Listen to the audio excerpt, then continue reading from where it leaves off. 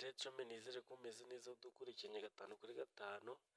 Amakuru tugiye kubagezaho ni amakuru avuga mu bijyanye n'iby'ubuganga.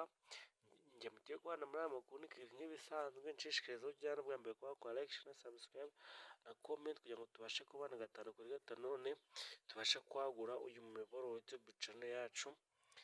Amakuru tugiye kubagezaho ni amakuru dukesha ibinyamakuru bya hano mu Rwanda, aho byanditse bigira biti abarenga miliyoni 40 bashobora gupfa ni impungenge ku miti ya antibiyotike idahangana n'indwara.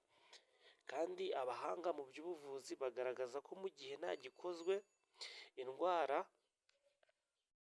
zitagikangwa n'iyi miti ya antibiyotike zishobora kuzaba ziri guhitana abarenga miliyoni 40 mu myaka 25 iri imbere. Kandi ibi byatangajwe n'intumwa yihariye y'Ubwongereza ishinzwe gukurikirana ibibazo bya AMR ndetse wahoze ari n'umujyanama mukuru mu bijyanye n'ubuzima mu Bwongereza, Sir Davis wabibwiye Observer ku itariki 5 Mutarama 2025. AMR ibaho mu gihe bagiteri, virusi cyangwa akandi gakoko kihinduranyije kakagira ubushobozi bwo kudakangwa n'imiti yagenewe kukica, bituma kuvura indwara kateje bigorana bikaba bitagishoboka.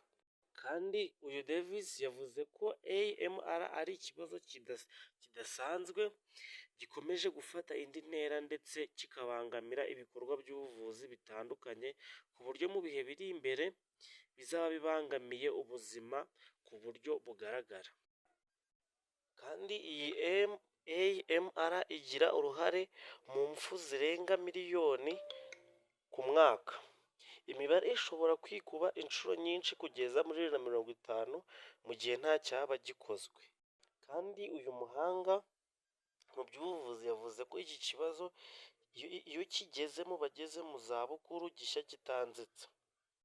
Ku bari hejuru y'imyaka 70 bagirwaho ingaruka n'icyo kibazo ku rugero rwa 80% kuva mu mwaka w'1990.